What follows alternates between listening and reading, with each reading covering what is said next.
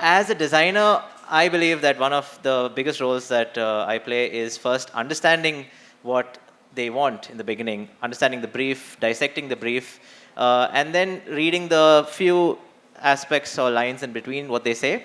We pride ourselves in having our own execution team. Timelines are completely under our control, but we also are extremely realistic. We set the expectations right from the beginning. Um, and I think somewhere we do give those realistic buffers as well so that things do not go wrong towards the end of the project, because client experience is everything to us. I think you're chipping away at the inner core of you. So stay anchored. Results don't happen quickly. There's going to be a lot that doesn't happen. Expect everything that shouldn't happen to happen. And that's resistance. But when you're doing something right, there will be resistance. I have 3 partners. They all have 3 different agendas, and they all push us to do what each of them wants. So it's a pain on most days. But it's the reason, I think, why I'm never bored. We're always constantly pushed to question design, question business, question leadership, question a whole bunch of things. And the kind of creative freedom that you get to just really experiment and explore and decide what you want to do, what you want to carve out within that, what story you want to carve out within that space. I think that's pretty much what has led me to where I am with my fantastic team here today. I mean, yes, ChatGPT is great. It makes my life faster. But I'm not there yet for it being a tool to help. Your client would expect to have everything, but I think what we need to do is just pause and sit down and explain what can happen, what cannot, and work out the budgets. For this particular client, we really had to restructure how we do our own BOQs to make them understand the subtle nuances and the nitty-gritty of every number that goes onto the paper. You want instant gratification, you want 2 minutes of Maggie, you also need, a faster product. And I think with technology, with new machineries, I mean, yes, we are taking away from the artisans, but I think the need of the hour sometimes is that, you need these machineries to be there. Not taking away from the craftsmen, because I think they are also changing. I mean, they are also evolving. They are also moving into a world where they see technology is important.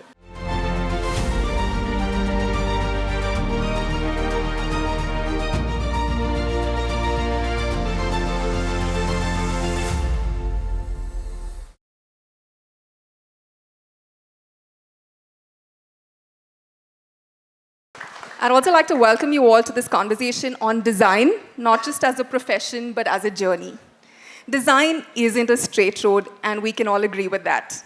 It's a meandering adventure, a blend of exploration, experimentation, and evolving vision, a bunch of mistakes along the way, and a bunch of victories and celebrations too.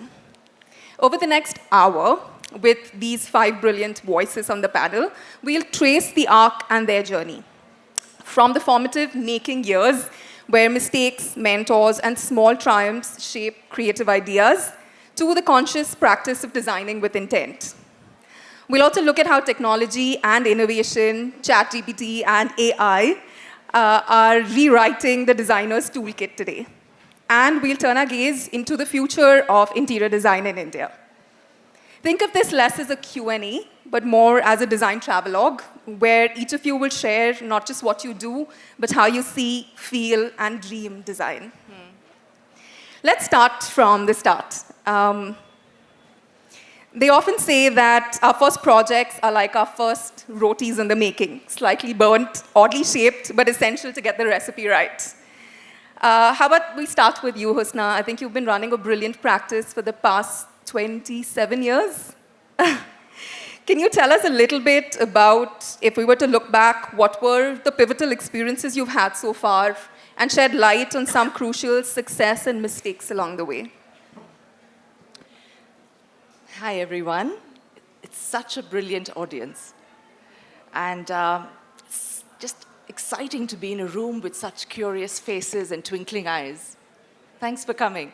It's always difficult to move within the city, so to be here, all of you, means there's this incredible enthusiasm and just this abundance of energy for the arts.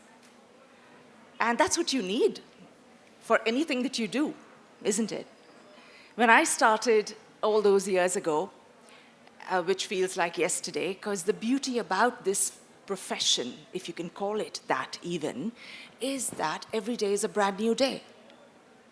No two people are the same, no two clients, no two project briefs, so you're morphing every moment. Your creative being is being challenged, you are thinking, rethinking, you're evolving, your thoughts are constantly mutating, flying, falling, rising again, moving, and that is what keeps me feeling like I've only just begun. I have a son who's 13 and he learned this line which he tells me at home, and it resonates with me because he says, when you think you're done, you're only just begun. So I feel that constantly. And when I walk into the studio, I'm bringing this energy with me every day. And the team that I'm working with will always say, how do you not feel like this is okay today? Because I'm the voice over their shoulder saying it's great, but it can be better. So the journey always starts with that first foot forward. They say the journey of 1,000 miles begins with a single step. And don't think about the 1,000 miles or the journey that feels intimidating or apprehensive. You just need to have that conviction within you to take that first step forward. And all kinds of amazing things will happen.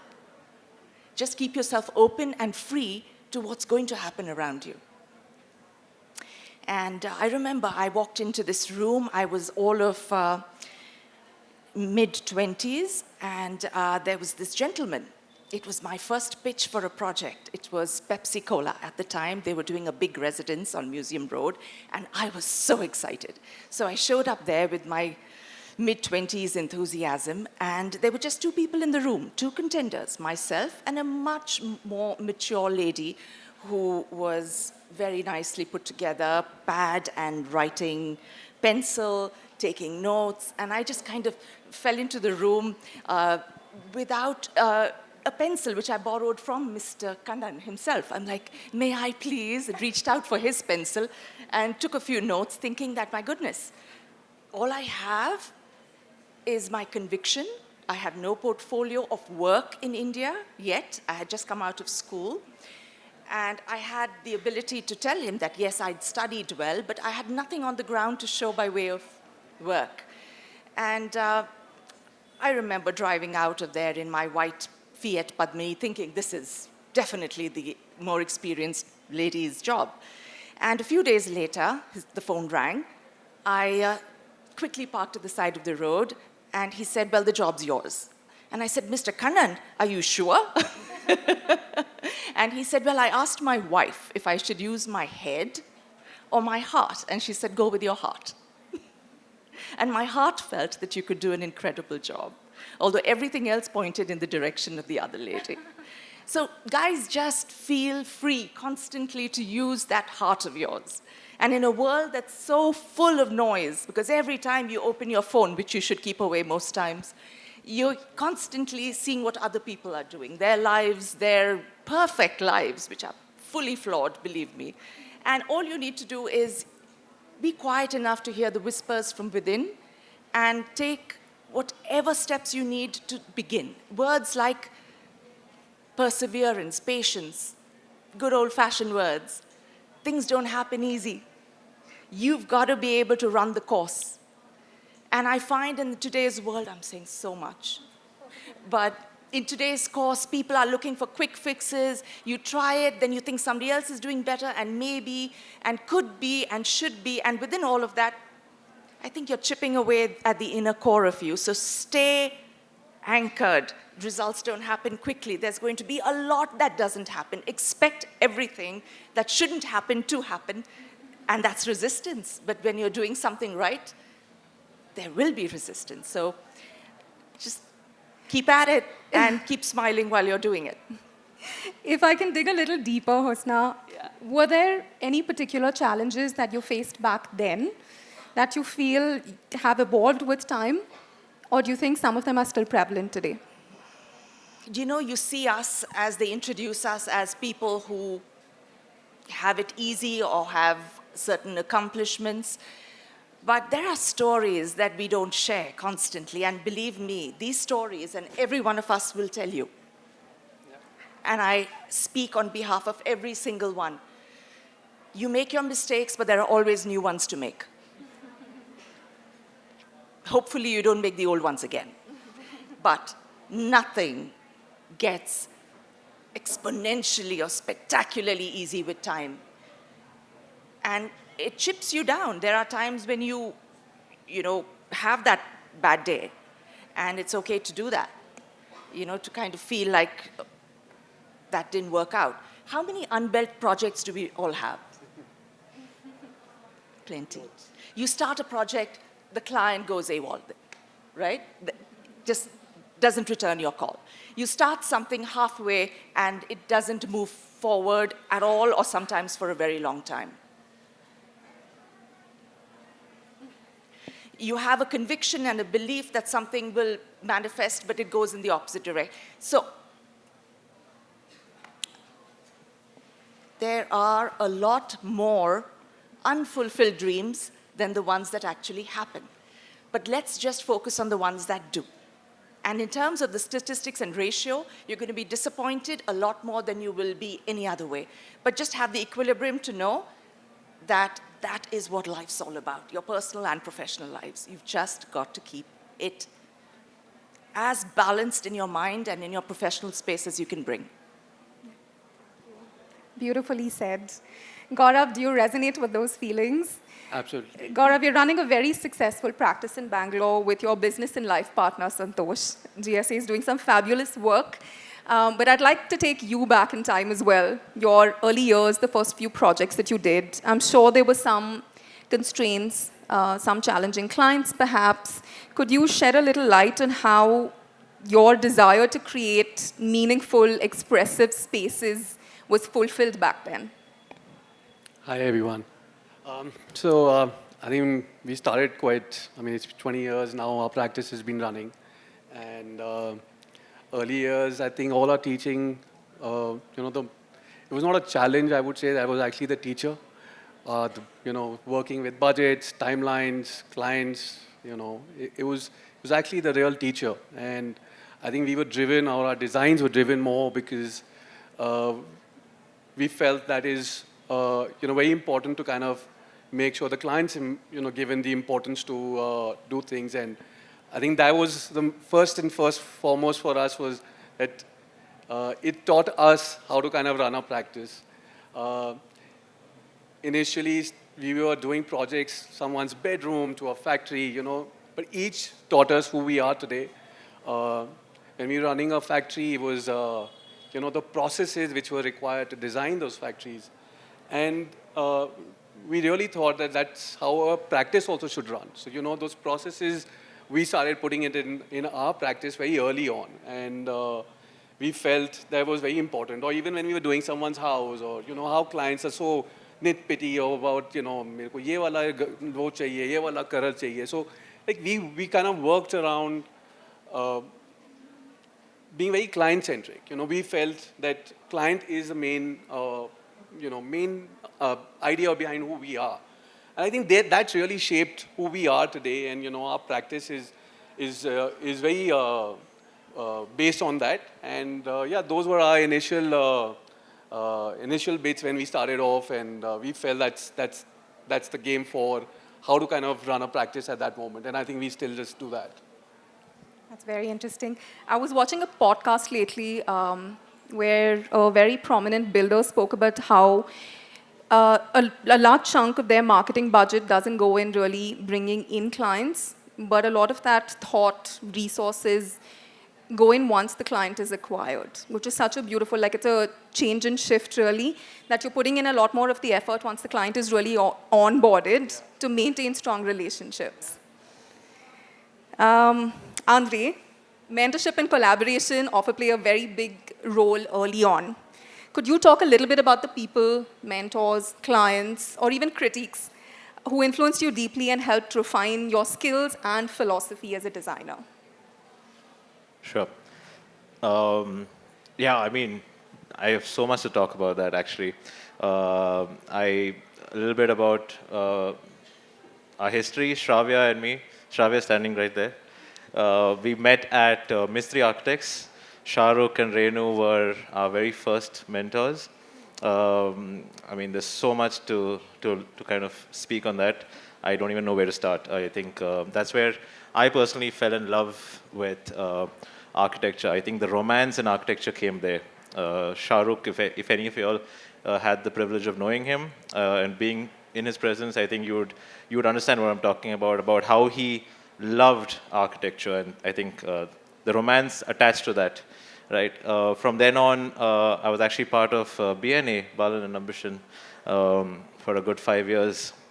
And, you know, they just had a great, fun way of doing things. I think, you know, having fun while doing all the grunt work. I think that was just amazing. Like, you know, it didn't have to be such a tiring job.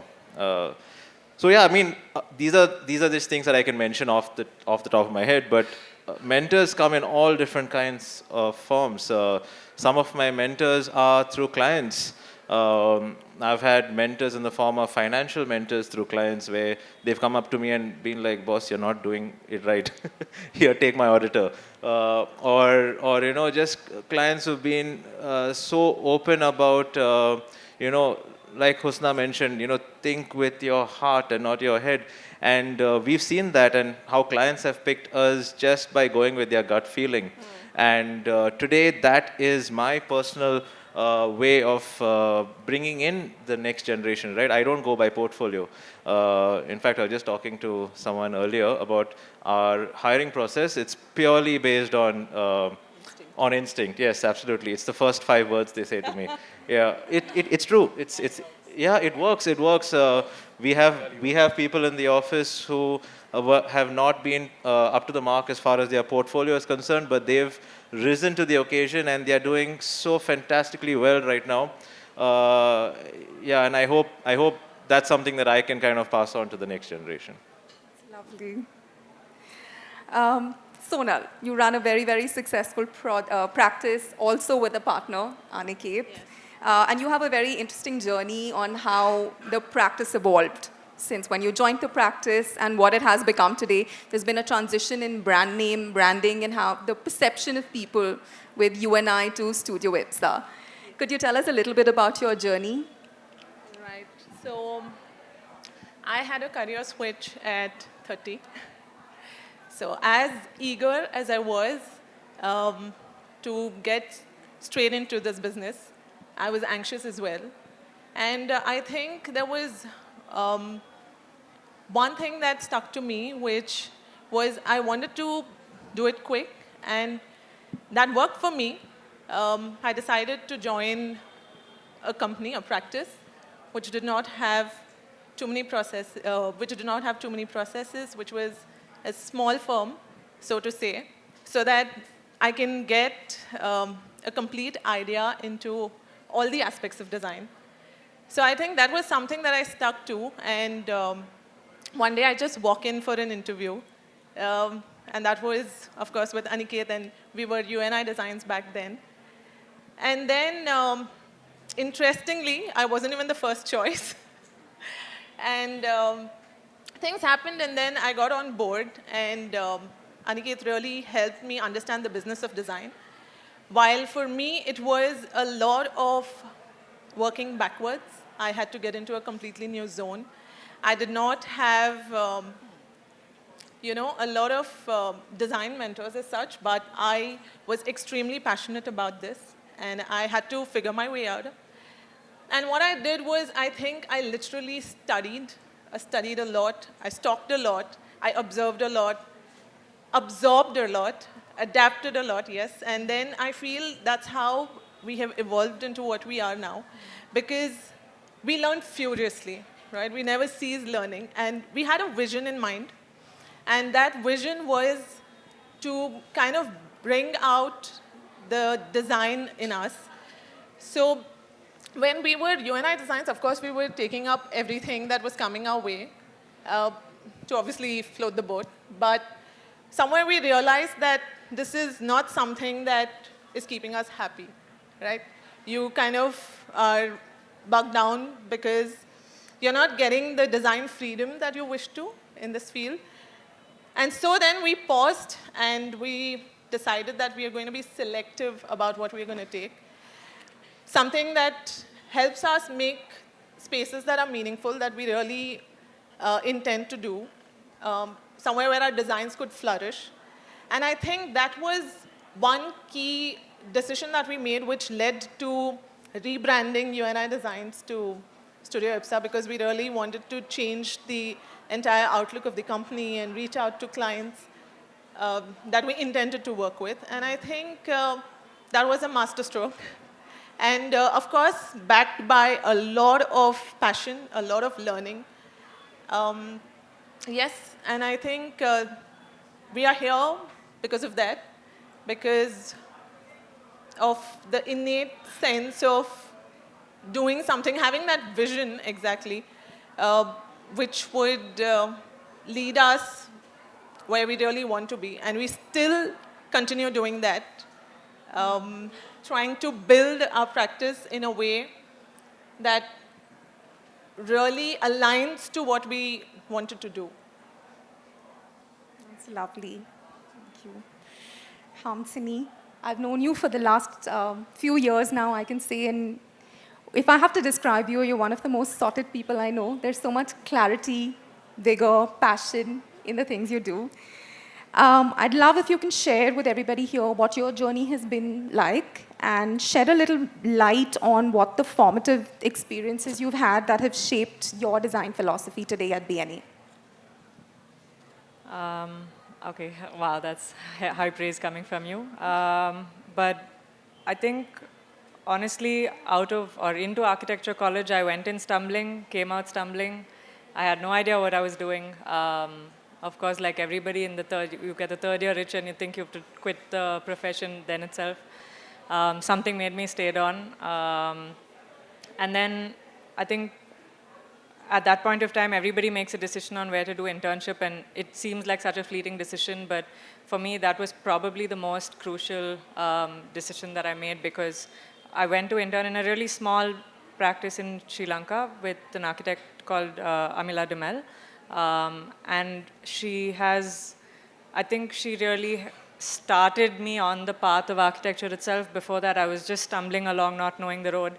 I mean, I still am today at a lot of points in time, but I think just in terms of really stripping down all the fluff and opening my eyes to what is the basic agenda with what you're doing. It's not about, you can layer and layer and layer all you want, and we do that in many of our projects as well. I'm not saying it's a bad thing, but at the end of the day, what is the crux of the space that you're designing? And I think I just keep going back to that, and for me, that was a pivotal point for sure. After that, I joined Bodhi Tree straight out of college, and then Bodhi Tree became BNA, so yeah, I've become furniture in the firm. Spent 5 fun years with Andre. We had some mad stories there as well. And it's been not boring at all. And people keep asking me, how are you in the same firm for the last 15 years? And I think the only reason is that I have 3 partners, they all have 3 different agendas, and they all push us to do what each of them wants. So it's a pain on most days, but it's the reason I think why I'm never bored. We're always constantly pushed to question design, question business, question leadership, question a whole bunch of things, and the kind of creative freedom that you get to just really experiment and explore and decide what you want to do, what you want to carve out within that, what story you want to carve out within that space. I think that's pretty much what has led me to where I am with my fantastic team here today. It's really nice to hear. It's so nice to see that there's this common thread, that we have the support of some very phenomenal mentors along the way, some very early learnings that have shaped the people we are today and the practices we're trying to build. Having said that, through our practice, we also know that clients can be demanding from time to time. Like Husna said, every day is a new challenge. You're problem solving day in and day out. And more often than not, clients come to us in lieu of creating champagne with the budget of lemonade. Right? So we're struggling with some of these battles every day. Husna, if I can come back to you, do you believe that interior designers today are merely problem solvers, or do you see them as educators for the team, for clients? A lot of psychology that kind of comes into play. as educators shaping how society experiences and interacts with spaces. I saw the lovely project you did, which was an ode to your grandmother, Hira. So beautiful. If you can draw up some references from that beautiful project. Yeah, interior design can't be defined. It can't be either or, either it's problem solving or it's psychological. It's the entire universe that you extrapolate from to create a verse. And it's that complexity of being in this entirety of this incredible thing called life and world, and then you're shaping this project by taking the best out of everything you've ever known to be true, everything you've breathed, everything you've eaten, everything you've read, everyone you've met, every grain of sand, and then you're breathing life into it like a magician. And therein lies the incredible limitlessness of the realm, because it touches human life. You walk into a space and all of the parts are more than the whole. You're not just walking into a room with a nice rug and a nice sofa and a beautiful ceiling and a potted plant. You're walking into a space that shapes you, that allows your feelings and your experience to be unique, and must be. Because the ability for all that we do, we shape a space, but it shapes us back more profoundly. So it's this and that and the above and the in-between, the tangible, the intangible, the madness, the chaos, the calm, the wonder, the color, the beauty, the tears, the laughter, the indecision, the clarity. It's the yin and the yang, and then the equilibrium that you can bring to it. So when I talking about a project that's very near to my heart, very personal, I lived with my grandmother who raised me on a piece of land which had an old home. When she passed, it was my mother's decision to tear the house down and start again. And therein I stood on that piece of land, feeling like the not knowing is more powerful than the knowing. We are all constructs of who we are told we should be. Our schools, our societies, our families. And there comes a time when you realize how much of it is really shaped by you and how much by the world. And if you let that go, and in this case, being a personal project, I really felt the lightness of being. And I stood like a child on a seashore, just looking and just feeling and just allowing the thoughts to come. Just being a receptacle rather than a creator or a doer, because we're always in the act of moving forward, but how much of it is just being silent and then receiving these beauties from afar? So what happened was surprising even to me, because I believe it was just an instrument for something that was much larger than myself or any of us could ever be.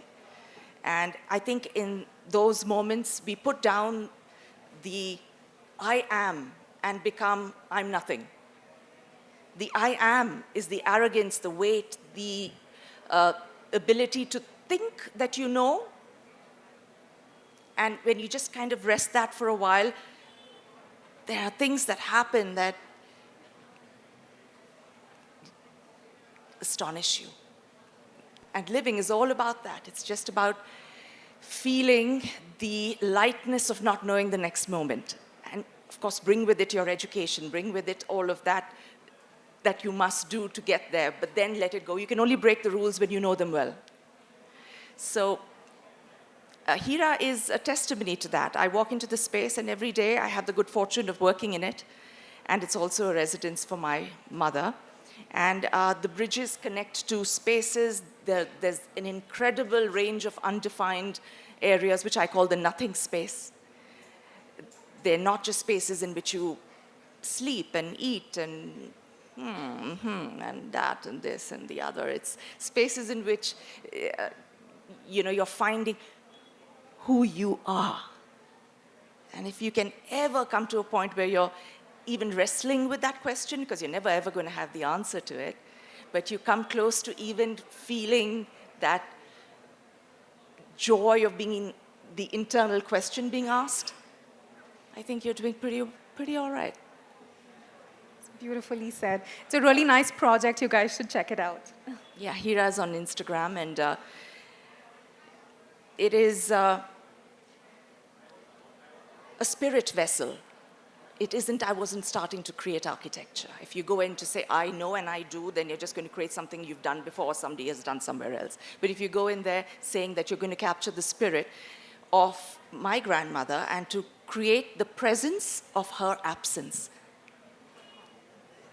and to create spaces that resonate with her life, so to feel her presence rather than feel that she's no longer with us. So you don't grieve, but you celebrate. Lovely. Hamsini, if I can come back to you. Like you mentioned earlier, with a firm, with a practice like BNA, where you have 3 diverse partners, 4, 5 associates, and a whole lot of team players, I can imagine every day to be very dynamic, full of very, very different, varied ideas. So as a design practice, how do you integrate cultural context and heritage into interiors to make them relevant? Is there one unified design language? As a firm, you ask? So as a firm, we asked ourselves this question many times over. I remember having, I don't know, maybe you were a part of this as well, but we quizzed the partners saying, okay, but what's our style? But what are we aiming to do? What do people know BNA as? And then we were never happy with their answer. And then they asked us back the question. And I mean, it's been a while working together, right? So you start asking each other questions that are beyond just, okay, what is this project? What is the budget? What is the... So I think at some point of time, or at one juncture, we kind of realized that we didn't want to be known for one particular stamp or one particular style. The reason why I go into work every day is because every project is so new, every client is so new. I'm learning so much from clients. I'm also walking away from some for sure. But it always teaches you something new that you didn't know before. And I think what Husna said about learning and absorbing is so critical, because you can only bend the rules if you know them. And I mean, it sounds cliched, but that's the honest truth. Because in the beginning, in the first 2, 3, 5 years, it's just trying to figure out how can you get something right. And then once you get something right, or once you start even remotely getting things right, that's when you can start toying with what you can do differently, what you can do wrong. Well, there's nothing called wrong, but wrong is what makes something new happen, right? So I think there's a lot of creative freedom for sure, and each project really dictates what we do with that project. There's no fixed route, there's no particular roadmap that you're given, even though we're a 60-person large firm now, and it's hard to do it this way. If you have like a set routine, at least then it works. But every new architect that comes in at 1 year and 2 years is told to explore, is told to bring in that energy, and it's told to figure out how to really crack it from what the project gives you and not what the firm wants you to do. And I mean, I hope we're achieving some bit of it, but that's the fun, I think, of being here. No, you definitely are. Sonal, if we can come back to you. You all are doing some fabulous work. You all have done some very nice homes. You all are dabbling with retail spaces. It's dynamic. It's evolving. You all are setting different design tones, and it's not stereotypical or bottled up into one particular style. But if you can shed some light, as designers, we know there's always tension between aesthetics, budgets, and ethics. Can you walk us through maybe one such project where you had to make a tough decision between balancing client expectations, cost factors, and your responsibility maybe towards sustainability or cultural preservation? I think all of these come with every project that we take on. I'm sure everyone agrees. But this question actually comes at a really good time, where we just recently handed over a home where the client's extremely well-traveled, seen the world, been around the world, known luxuries, they've known designs as is. And of course, like with every client, they came in with a budget, which is only fair. So I guess how we navigate through it is your client would expect to have everything, but I think what we need to do is just pause and sit down and explain what can happen, what cannot, and work out the budgets. For this particular client, we really had to restructure how we do our own BOQs to make them understand the subtle nuances and the nitty-gritty of every number that goes onto the paper. So I think that's how we navigated this particular client. And when it comes to timelines as well, I think, yes, it gives us sleepless nights. But because we pride ourselves in having our own execution team, timelines are completely under our control. But we also are extremely realistic. We set the expectations right from the beginning. And I think somewhere we do give those realistic buffers as well so that things do not go wrong towards the end of the project because client experience is everything to us. Coming to, I think, yes, this particular client also came with a complete repertoire of their own art and artifacts. They had a huge collection, and they were okay to get everything new on board, which definitely would have been easier for us because you don't really have to restrict yourself in terms of design. But I think we consciously made that decision to tell them to reuse things. So we had to completely reinterpret the entire design language. We had to recurate everything because this was something that has been there with them for long. And they really wanted to see it in a new light and keep it really fresh. So I think that way we really kind of push towards reinventing and reusing. And apart from that, I think for the same project, we also collaborated a lot. Because I think a home as is a completely collaborative effort. And we worked with great product designers and we worked with great artists to really bring out the essence of this home, which was actually a really contemporary home, but rooted in Indianness because of the whole collection that they had. So I think that's how we usually navigate our projects, where we sit down with the clients, we sit down with the team, we sit down with our execution team, we sit down with the vendors, and we brainstorm and rediscuss this time and over again.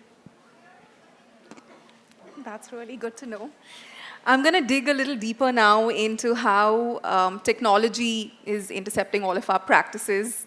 We're getting a little bit leaner, relying on machines a little bit more. And while AI may help us draw faster, I'm sure it still can't explain to a client why beige is not a personality, which is why I'm bringing this next question to you, Andre.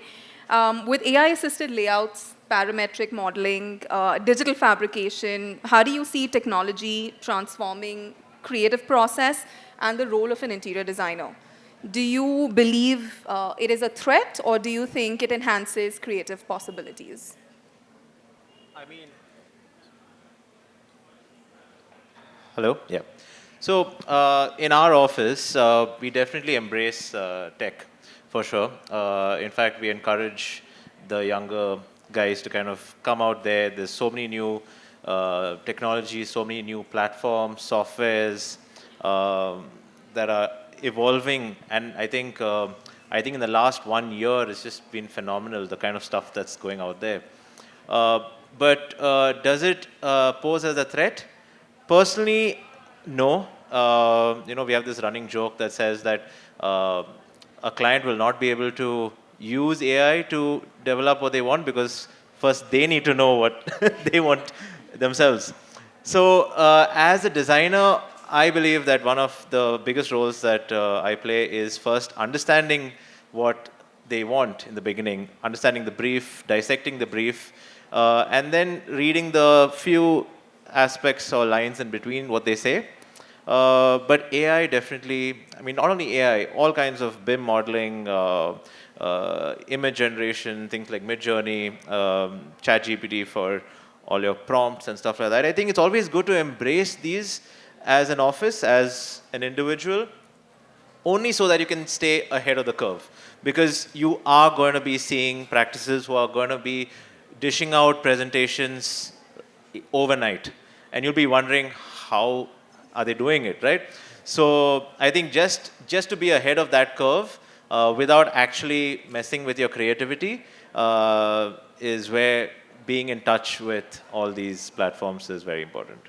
Hosna, would you agree? Or any of y'all here, have you all started embracing it? Is it making changes within the studio? I think it's a 50-50 for us. I mean, it's, you're creating an image before you even finishing your coffee, I mean, it's that fast. So I wouldn't say, like, in our office, we've not yet completely into it. I don't think there's the human touch. I feel that's missing. A project like Hira, I don't think that would have ever happened in an AI-generated format. So, I mean, for me, it's not there yet. I think it's that human touch. I mean, the arguments which you have with the clients, the talk you have. I want to move this wall. I don't want to move this wall. Like things like that. I want this art here. I don't want this art here. I think that arguments which really create a project, I think that's really going to miss. You're going to miss in that part. So I mean, yeah. For me, it's not. I mean, yes, ChatGPT is great. It makes my life faster. But I'm not there yet for it being a tool to help. I mean, it'll help us design faster. I mean, I'm happy that it's there. I wouldn't say it design faster. It's just a tool to like for example, we use rendering tools, right? And I mean, some of the systems that need rendering are so advanced and they take so much of time. And then you have something like a cloud-based AI tool that will do the same thing in 1/10 the time. So that's where I would say you need to bring in the tech. That's all. Yeah. But yes, I 100% agree with you in terms of the whole back and forth, the understanding of the referencing, and the even just collaborating with other people. Yeah, absolutely. Having that conversation of where you're talking to, say, a product designer. I mean, bringing that design thing into your whole project. I think it's still not reached there. Maybe it will. I mean, maybe that we may have passed on. Maybe that will still happen. Maybe our kids will do it. Right now, I don't know. I mean, I'm not completely for it because I think I still miss that fight with a client. I think that's not going to happen if that comes into. May I? Sure, of course, please. Pick up a pencil. Pick up a notebook. And just see where that takes you.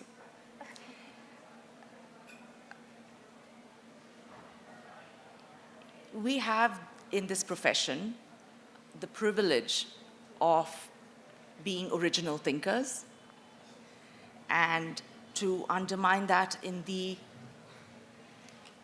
nascent stage of the genesis of the project is to abort. So being creators, procreators, you incubate an idea. You incubate it slowly and carefully with time, with love, with craft. You pick up your pencil, you finish a couple of sketchbooks full of sketches which relate, don't relate, but you're drawing. You're in a state of quest, search. My daughter's an architect. Okay. And she often used to ask me, so when do you know? For us, it's looking at a blank page, right? What's the answer to that? Where do you begin with the blank page? Because anything is possible. And to be true to the blank page, you need to use a lot of pages, finish a lot of sketchbooks. When do you know?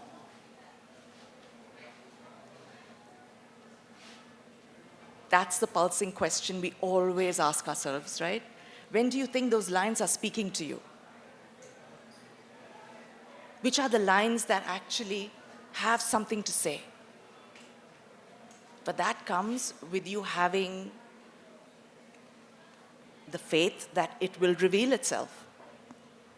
And that's the human process. And that's when you stir emotion in a space. You're not just creating things out of brick and stone. those are the tangibles, but you are infusing them with pure magic, and that comes from deep within and beyond. Now, all the tools exist, and artificial intelligence, what's the opposite of that? Naturally stupid. So if I write a poem, right, and I'm writing something unique, you can put all my poems in a system and generate something. What's the difference between me and everybody else in this room? We can all access technology, but what are our inherent human capacities, skills, and failings? I think that's the shading of life that makes life mysterious, enigmatic, and it can expedite, but it can never take the place of original creative thinking. And to have a flat world where everything looks the same, it's basically flattening the playing field. We are all the same, but that's not what nature intended. We don't have the same fingerprint. No two snowflakes are the same. So how can we flatten the human consciousness by just pushing things into a system and expecting that the creation of that is going to be called creation at all? Very interesting point of view. So while we spoke about technology more from a GPT or rendering sort of realm, technology has also affected craftsmanship, how artisans work, and impacted some of our projects, right? So there were the use of local materials. I was recently in Delhi, Jodhpur. Some of these spaces that you see have so much soul in them. They were designed so tastefully. There was slow, thoughtful design. Today, with everything booming so fast, you need to make 1,000 decisions a day. It's affected how we design. Gaurav, I'd like to come back to you. In today's unique cultural and climatic context, how can cutting-edge technology coexist with traditional craftsmanship, passive cooling methods, local materials? Do you think they can evolve together rather than opposite? Is that something that you bring into your design as well? I think time's of the essence always these days, and everyone's in this whole fast-paced world, and you want instant gratification, you want 2 minutes of Maggie. You also need, a faster product, and I think with technology, with new machineries, I mean, yes, we are taking away from the artisans, but I think the need of the hour sometimes is that you need these machineries to be there, not taking away from the craftsmen, because I think they are also changing. I mean, they are also evolving. They are also moving into a world where they see technology is important, but there are certain things which, of course, you still have to go to the grassroots level, and you can't change that. We have to. I mean, you have certain materiality where you can't have a technology come in.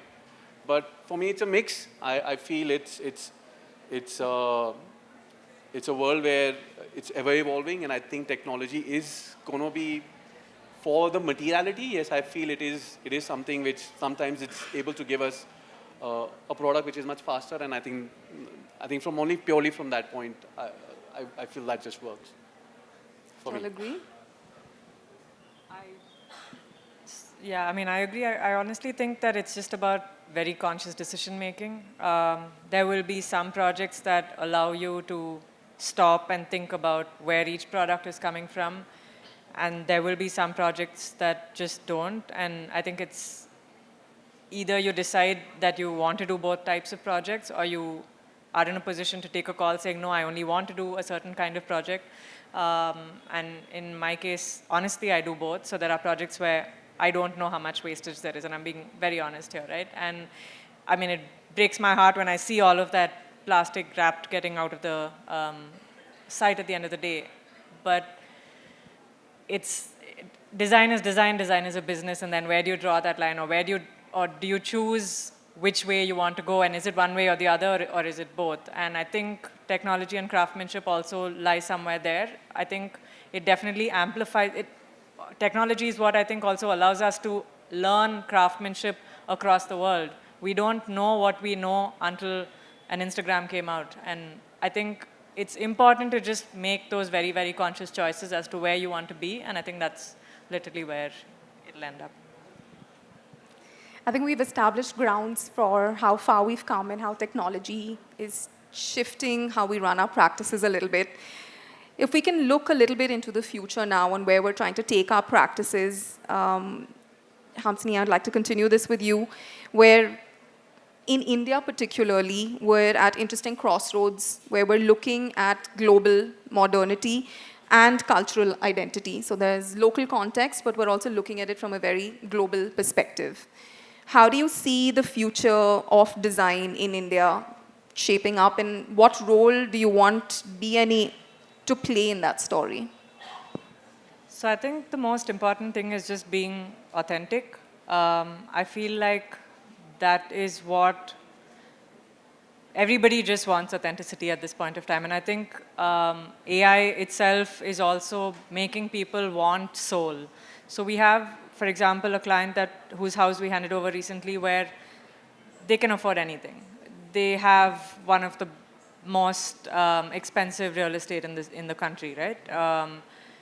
But how do you make a difference in what you give to them? It's not about the most expensive marble. It's not about the most expensive or exquisite or everything that you can put in, because sure, anybody can make a shopping list. But it's, I think, just about how you really end up curating that sensibility or that space and crafting and carving out something that means something to somebody, and it doesn't disappear. It's not like you walk in there and then you just forget the space when you walk out. It needs to tell a story, and it needs to really stir something within you when you walk in there. One can be with volumes, one can be with materiality, one can be with just what you interact with itself, and I think, yeah, that's Beautifully said.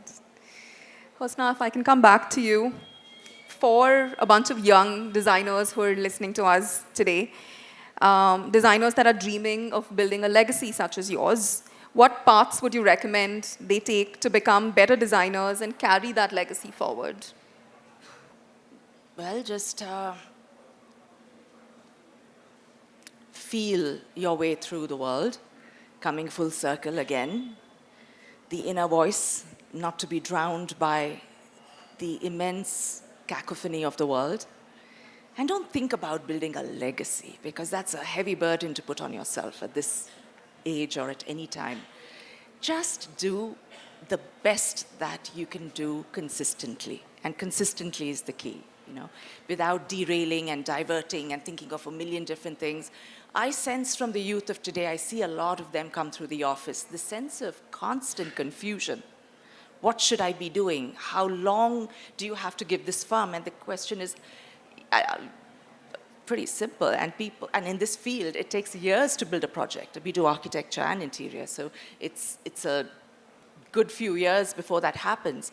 And people are unable to answer the question, how long? Because there's that sense of inner not knowing what you want out of your life.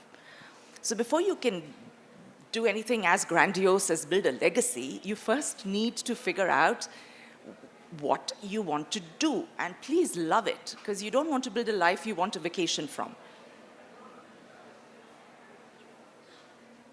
You need to build a life wherein you're good at something. You decipher that early on. Or you meander through. Of course, you can switch at some point, and that's fine too. But the joy of actually finding that something which is purposeful to you, which wakes you up with a spring in your step, rather than going to work, that is something I urge you to do. Don't go to work. Go to play. And in doing so, build a life around it. And if you do that without thinking about what you'll do in 20 years and will I be successful? What is success? Success is what you want to be doing, not the world's version of it. So if you feel happy in doing what you're doing, you have goals that you're meeting yourself, as long as you're being guided by your inner light, you'll be doing just fine. Does anyone here in particular have a question? Since you're talking about inspiration and the youth, Does anybody have something that bothers them, that concerns them, or they just want to ask something about? Yeah? Because I'm being very general. Is there more pertinent a question that I could address?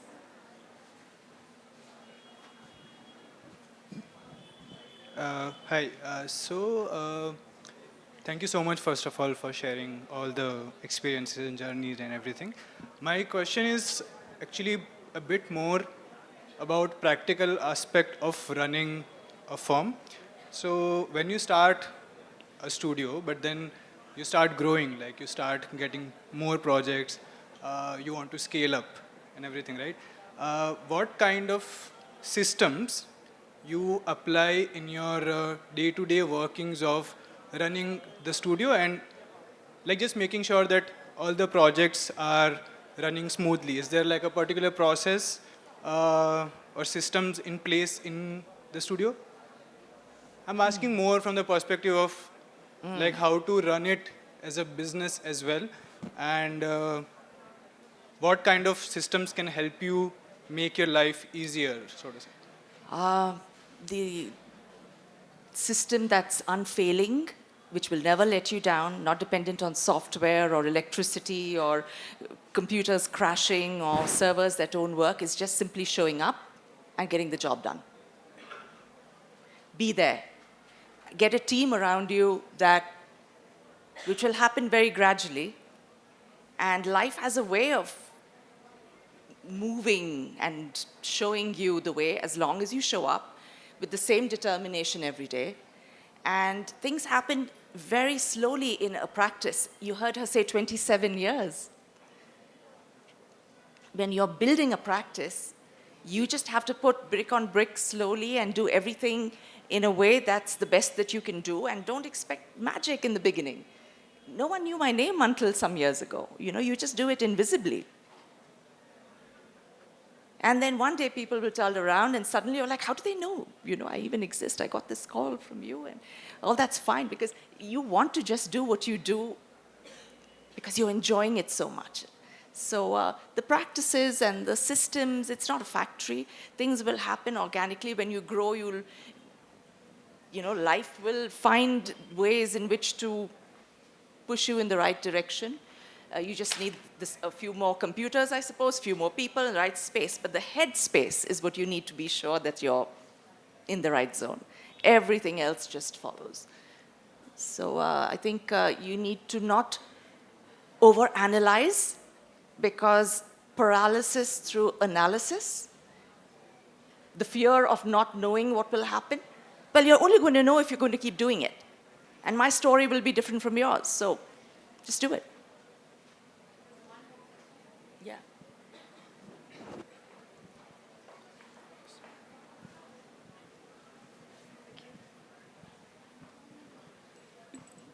Good evening, everybody. Thank you for such an insightful discussion.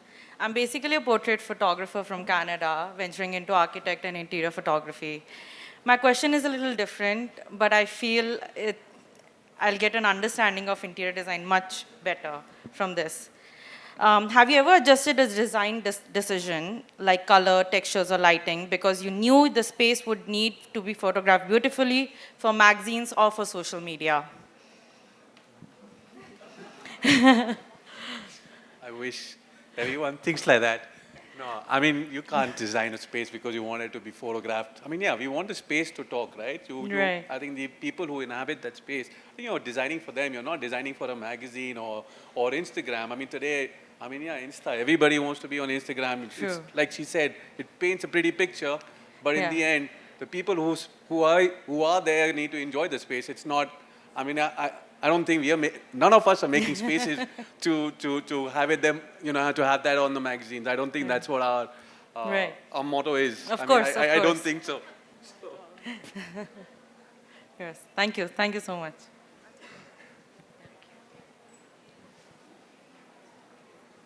We're running a little tight on time here, but the beautiful team here at Elev8 has handed me some very few quick rapid-fire questions to be answered under 3 seconds. Okay? I'm going to start with you, Gaurav. If you could choose any location in the world for your dream project, where would it be and why? I'm born, brought up in Jammu. Our holidays were always in Kashmir, Pahalgam, Gulmarg. My favorite place would be Srinagar. Why'd you move to Bangalore? Love of my life. I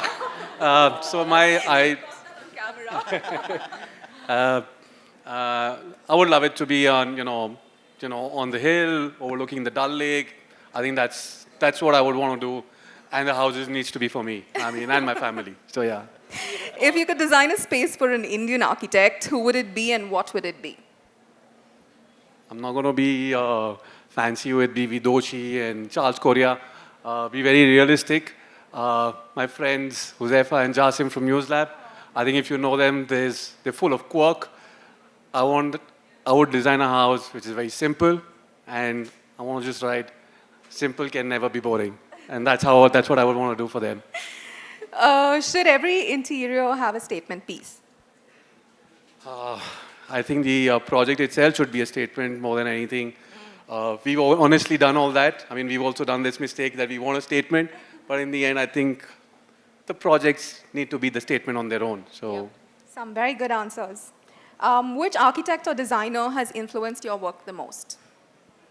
I worked under Sandeep Khosla. I think that was one of the most, I mean, that's where I really learned everything. I also enjoy Ando's work. I love B.V. Doshi's work. I think they were, like, most of these are tropical architects. And I love that. And I think that's what we really want to do. And we try and get inspired by the works they put on. And even I still kind of get onto the gram and Sandeep puts a project. So, yeah. Fabulous. Thank you. I think you did very well. I don't have a hamper, but I'm going to move on to Sonal. Sonal, which element of nature should architecture always embrace? I guess space, because that's what we are building, and it's all about how one feels inside space. So I think space is what one should embrace. Good answer. Which flooring material do you think shapes a space's character better? Raw concrete or rich timber? I think it's very contextual. It's completely in response with your intent, your purpose, and the people that you're designing for. I don't think you can pick something from that, because both have come with their own beauties. So I think, yeah. Which historical temple would you like to renovate? I think if given a chance to, if it's even called a temple, I think I would love to renovate Parthenon in Athens. Or closer to home, I think it would definitely be Dilwara Temple at Mount Abu, because the marble artistry is exquisite. I think it's very incredible. Final question. What's your go-to color your clients associate with comfort? I think this is a very cliched answer. It's always neutrals. And somehow this new word, grage, that has cropped up into every design language. So I think neutrals is what people feel is very calming to them, yeah. Thanks. Thank you. First, now over to you. Tell us about your design style in one word. Indefinable? That's a trick answer. Which everyday object would you turn into architectural inspiration?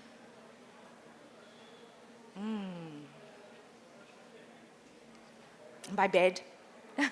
I think a lot while doodling at 3 a.m. It's a restful place, and it gives me the inspiration that I need.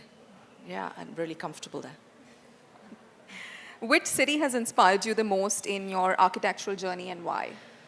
New York City, because I studied there for 4 years, and it was an immense playground for the arts, being 22 years old, and just enjoying the incredible cornucopia that makes up the city, the languages, the food, the thoughts, just being in an art school that exposes you to people who are so unlike yourself, and every question has 100 different answers and all right. So the sounds, the sights, the city that gets under your skin had a torrid love affair with just being away and feeling weightless. And also it's a city that pushes you so hard to work, because the work ethic is so different from India and Europe, that I found that when I felt like I was going to be falling from the edge of the cliff is when I actually discovered wings to fly. Poetic. What's the architectural project you've always dreamed of creating? Well, actually, I'm in process of doing that, and there's more to go. But my father's from Mauritius. I was born there, and 4 years ago, I rediscovered the island. And the islander in me is completely alive and in full force. So I love the ocean and the sky and the complete contrast of being in a city like Bangalore. So my two worlds are intensely contradictory.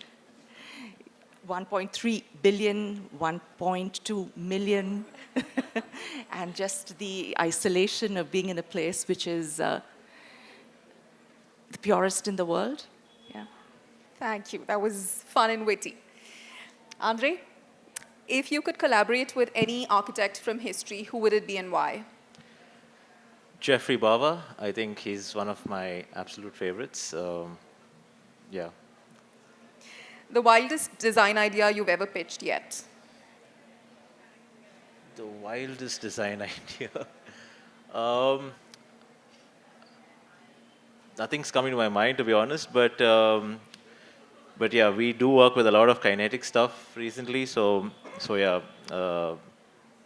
maybe some of that. If gravity disappeared for a day, how would you design?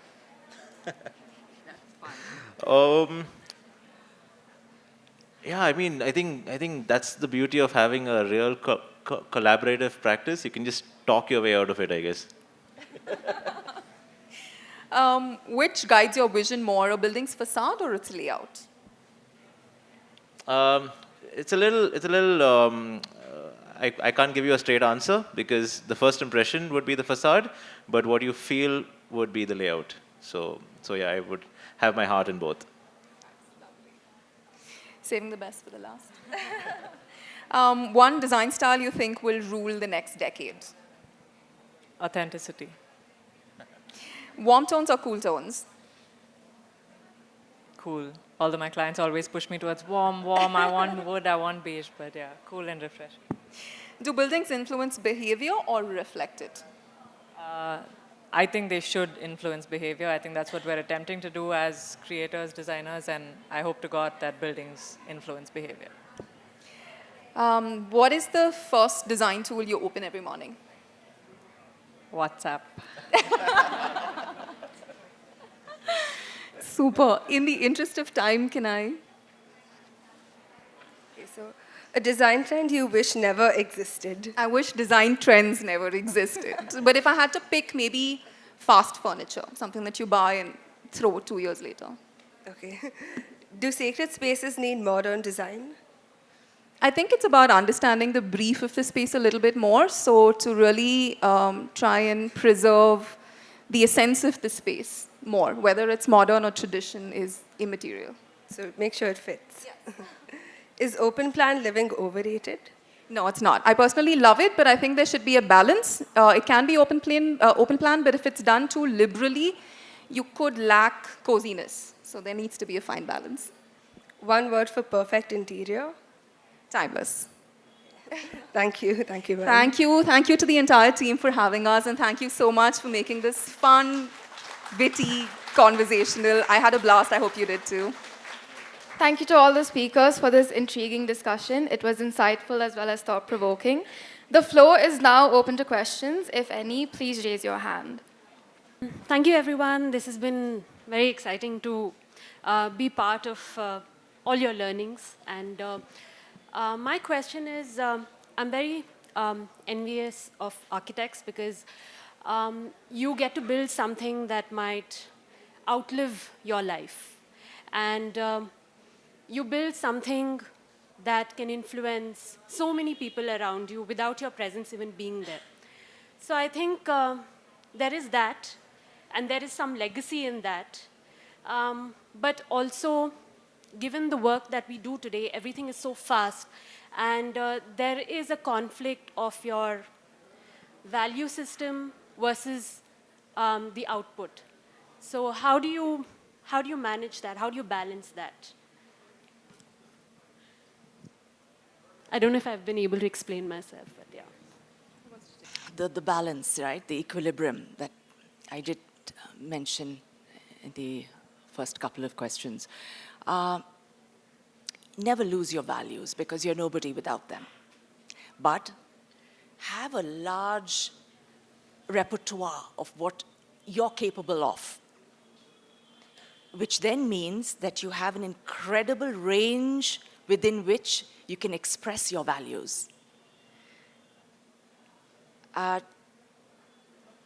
Sorry, what would be a practical example? Example of that would be to live life in a way that your education and your experiences right from early on enrich you and just create that person inside of you that doesn't buckle when you have an unusual question or a design brief, because you're going to get people from all across the world, all shapes, colors, and thoughts.